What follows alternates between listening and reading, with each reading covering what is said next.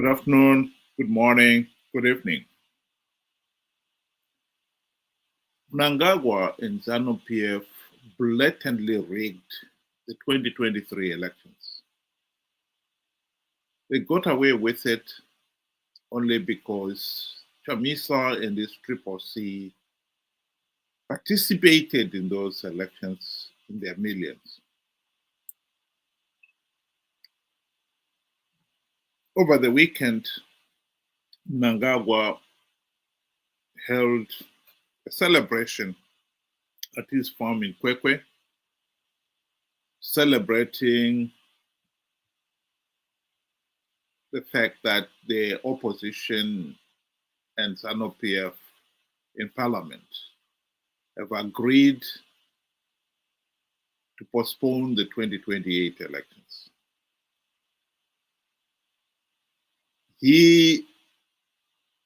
Last year, he managed to get the party ZANU-PF to endorse his determination to stay in power beyond 2028. And now he has done it at the national level. I think it is the ease with which he is able to get his wishes that is most disconcerting. Welcome to you, Benjamin. Good day to you and good day to our viewers. Thank you for joining us. You know, to me it comes as no surprise because I could see, you know, this unfolding from a mile away. And if our viewers can remember, we warned about what is happening now way back, you know, last year. And we have always been saying this for for years now. ZANU-PF and the opposition are the same, one and the same thing. You know, back then they would pretend as if, they didn't know each other. But now it is now obvious for anybody that wants to see that they have always been the same. They know each other, they are friends, just appearing to be enemies to con us out. And if we cannot read that by now, whoever fails to read that and understand that by now, surely they must be slow or there's something wrong with them. It was obvious and it is obvious. This is why you are saying with relative ease or with much ease, basically, how things are unfolding. It's just falling into place.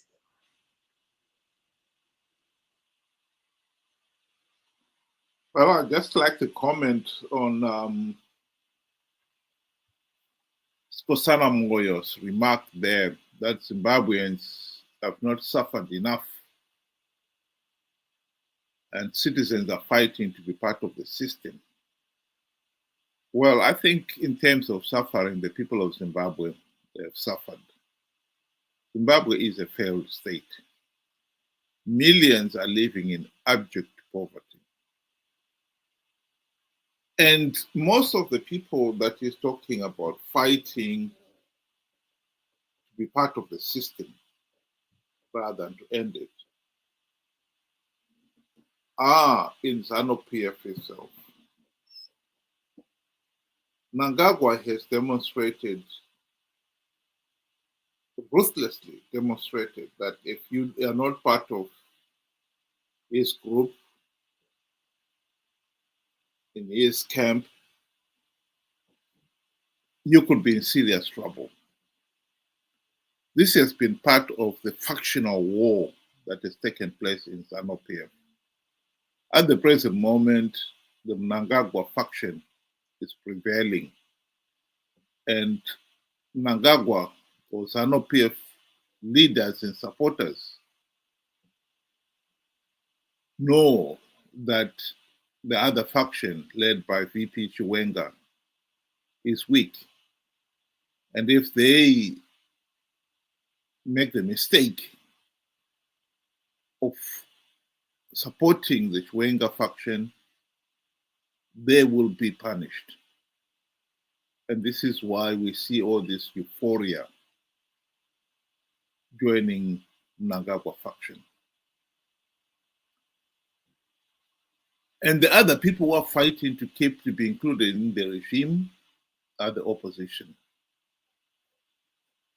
I think for the opposition, this is not the first time we've seen them do so. During the GNU, when they had the best opportunity to implement the democratic reforms, Morgan Tsvangirai and company demonstrated that they are open for bribes. Mugabe bribed them with the trappings of high office.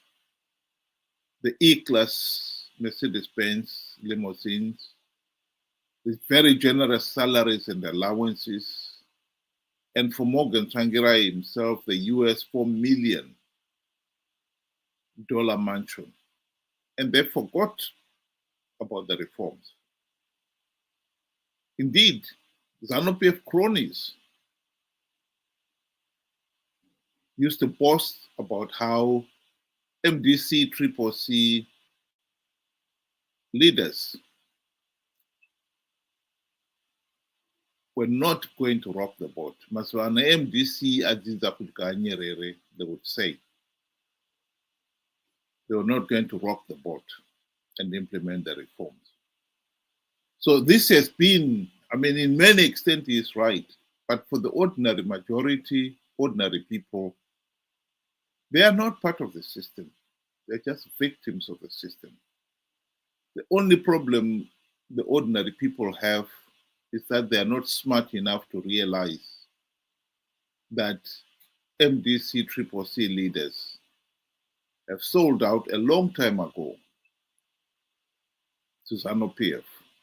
And like you correctly said, MDC Triple C are ZANU-PF Team B, playing for ZANU-PF to win and playing to give ZANU-PF legitimacy. Well, for me, I would want to say, as Zimbabweans suffered, yes, you can see the suffering is there, but is it enough? No, I don't think so. Because if it is enough, we will open our eyes. And we're not yet at the stage where we can say, take action. We are at a stage where open your eyes, ladies and gentlemen. I would like to draw your attention, E.G. Mnangagwa, at the farm when he stood up and spoke, and everybody within ZANU-PF and the opposition were laughing. And he was saying that the opposition will remain opposition and remain being opposition, and they laughed. The opposition that we have is content with getting the few pickings that they can get and get something in their pockets. And if we cannot see this, we've not suffered enough. We are suffering, but we have not suffered enough because we are failing to see what is happening. If one is opposite the other, why would we go and dine together? Why would we want, when you are direct opposites, it's difficult to find each other. Even dialogue is difficult because someone is saying, this, and your stance is exactly the far opposite. Triple C and ZANU-PF were one and the same way before Chamisa even left. They were the same. They were doing the same thing. There are so many similarities. If we are failing to see this, we have not suffered enough. And I agree with the doctor when he says Zimbabweans have not suffered enough. Yes, we are suffering, but is it enough? No. Because if we are truly suffering and we want to say enough is enough, we will open our eyes. The evidence is clear.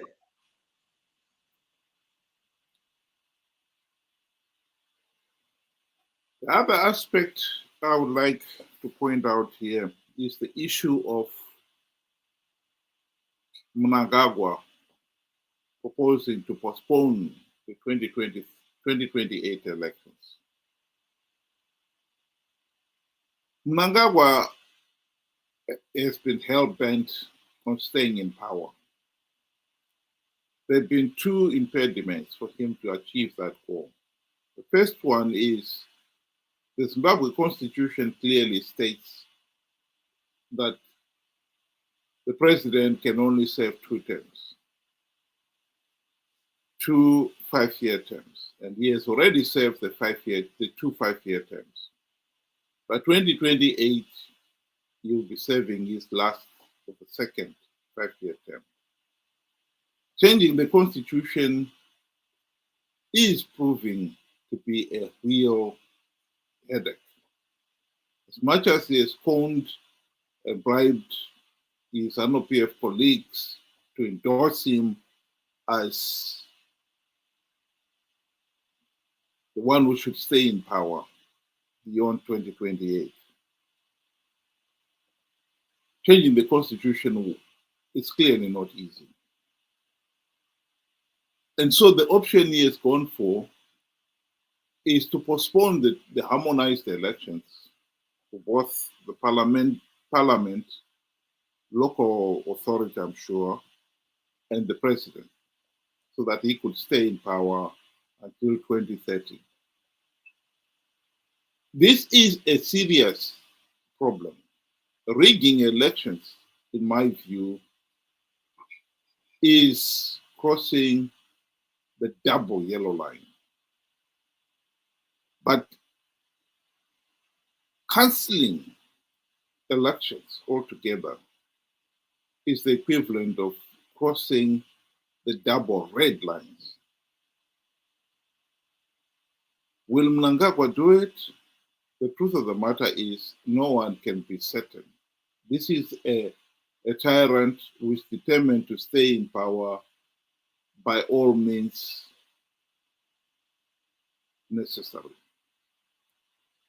My view is the people of Zimbabwe should focus on Mnangagwa attempting to rig the 2028 elections. To me, it really doesn't make much difference whether it's Mnangagwa who is the ZANU-PF candidate or somebody else. If he rigs the election and ZANU-PF will rig those elections, the nation will still be in this mess. We will be in any worse mess if Mnangagwa is the president. That is as meaningless a debate as a mouse saying, will it be better off if it's bitten by a cobra than by a black mamba? Either snake will kill it. So for us, we should focus on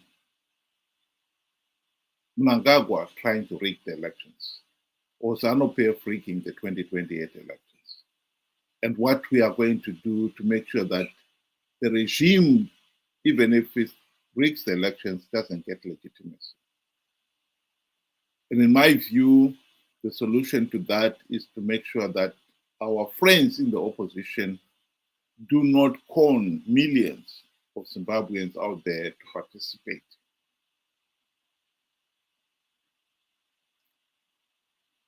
If he goes ahead and try and postpone the elections.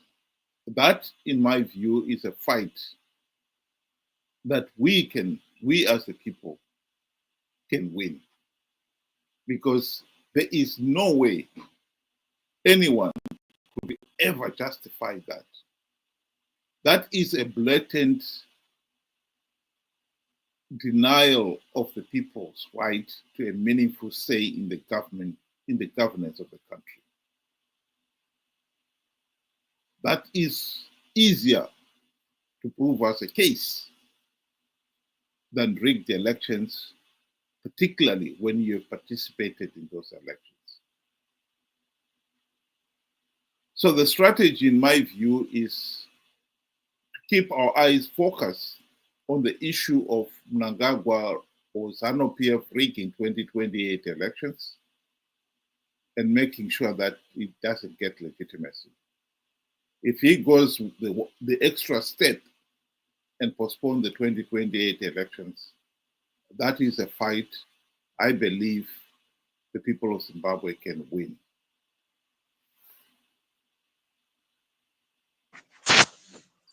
I think, there is a great danger in trying to do, this extension of terms, this whole ED 2030. There is significant danger in doing so, because you're going to open a chain of events. Any future president can do the same. If it was me, I would then want to extend my first term so that I can also extend the second term. Hell, the other guy did it. Why can't I do it?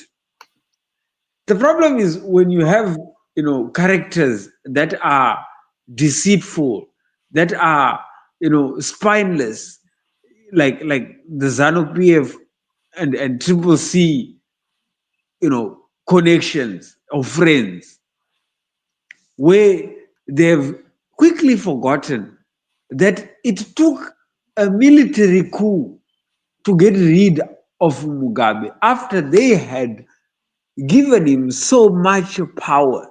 Mugabe just did not wake up with that power. It was given to him. The same way they are doing it now, giving it to Mnangagwa, who then will become very, very difficult to remove in case they want to remove it. So you break today, you have opened the gates for anybody else to do as they please. One can even postpone elections indefinitely until we realize something that I think is good for the nation. Who says it's good for us when you have not spoken to us? So we cannot completely forget about 2030, this whole movement that is happening, and focus on the next election. We have to also keep into consideration that this is a possibility. And I think it is a very, very big possibility. Right now, it's all quiet from Mnangagwa's end, just to try and see what happens. But on the eve, he could change and say, "Oh well, I've given in to the much pressure of the people. The people love me so much." This is like what Mugabe did. We used to hear, "Ngatonge kusvika afa." This is what ZANU PF does, and the opposition smile. So there is grave danger in whatever they are trying to do to extend or to set aside elections. There is grave danger today, tomorrow as well. My last remark on this issue is to dismiss this whole argument that Mnangagwa should be allowed to stay the extra 2 years to finish the development projects that he is doing. In Shona, we have a saying that kamba ivarwi nokufakwa mjoni. If the senior police officer dies, the police camp does not close. It is nonsensical to argue that Mnangagwa has to stay to complete the development projects that he has undertaken. Why should they stop if he is no longer in power? He had 10 years to carry out his projects. And if he has failed to accomplish any of those projects, that is his problem. There will always be projects that will be started.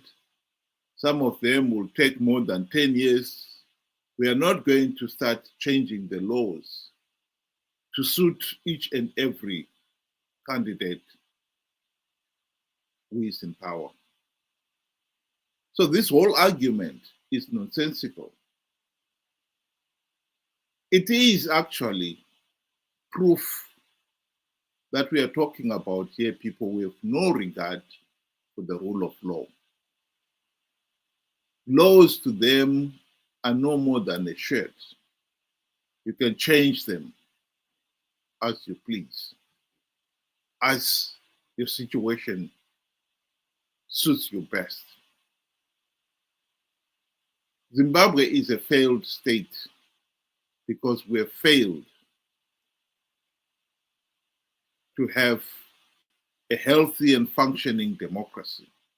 What we have is a totalitarian autocracy that has no respect for the rule of law, that has no respect for the suffering and rights of the ordinary people. I've got a cartoon there of the practical realities in Zimbabwe. This cartoon is based on a real situation that happened in Mapanza, in Chirezi, when they had an outbreak of cholera. The hospital was overwhelmed to the point where patients had to use the tree as their ward. Zimbabwe is a failed state. The economy is in a mess. After 44 years of ZANU-PF misrule, to justify that the same failed state regime should be allowed to stay in power is pathetic. People of Zimbabwe must stand firm on that point. Rigging elections, you're crossing the double yellow lines. Denying the people the vote by postponing elections, we are crossing the double red line. Mnangagwa should never be allowed to get away with it. Thank you very much. You want to give your closing remarks? Yes, in closing, I want to say, in the world over, there has been great leaders out there. Leaders that are well known and well documented, of great achievement, far great achievement beyond that of what Mnangagwa is doing.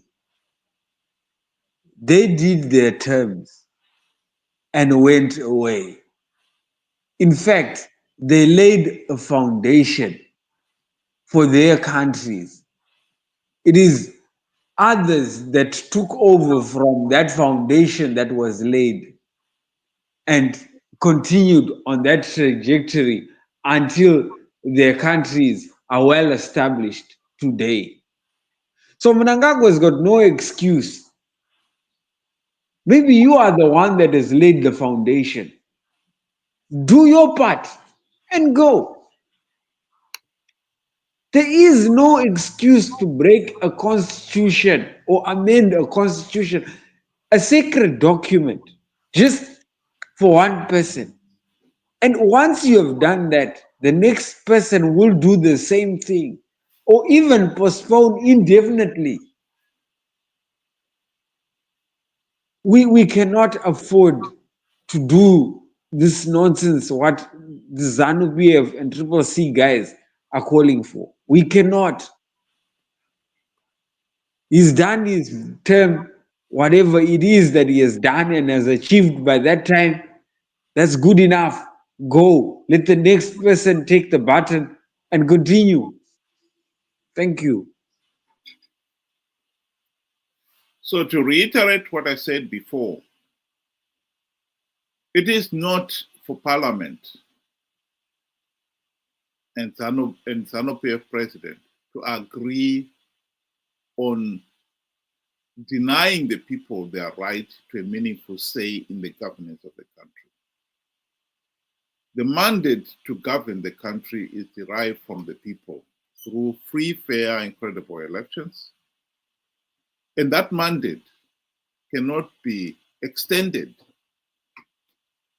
by those in positions of power and authority. They do not have that mandate to do that.